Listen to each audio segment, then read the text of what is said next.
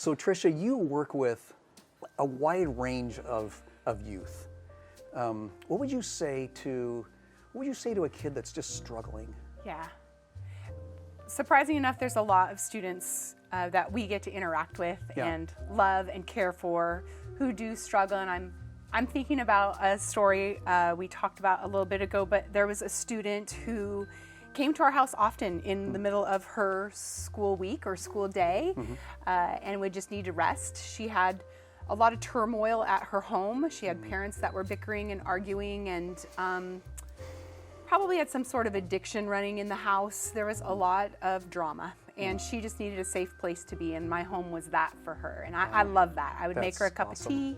I'd let her rest. Sometimes she just took a nap on my couch for a half an hour during lunch and would go back to school. I just loved this girl. I'd pray with her. I'd listen to her. I rarely gave her a lot of advice. She just needed someone to listen to her.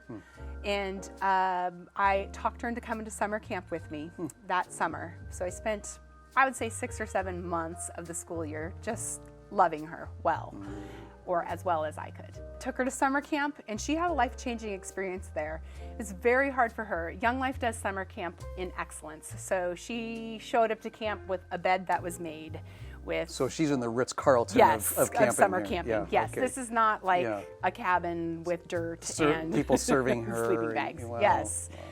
3 meals served to her, cleaned up after her, like games and fun. And I don't want to give away all the surprise and fun of Young Life Camp, but she thoroughly enjoyed herself, but was very resistant because it was just so out of the ordinary. She was not used to living and being in a place like that, having people treat her so well, having a community around her who would offer her, you know, a high five and a hug and prayer and encouragement. I think it was very overwhelming for her those first couple of days. She certainly changed through that week. At the end of the week, she got to hear the hope of the gospel and really accepted Jesus as her Savior, turned her life around, and I'm still good friends with her today and get to take her out for coffee. I was at her wedding. She is now married and just a changed person. And I think as an adult, when you just take time to care for someone else. Just love on somebody. Yes.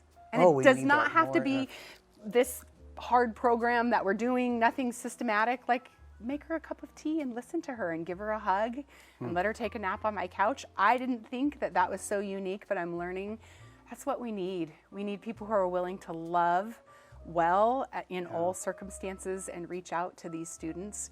And her life has changed today because of hearing the gospel, but she probably wouldn't have heard the gospel had I not spent the time and opened my home and loved her. So that is such an inspiring story.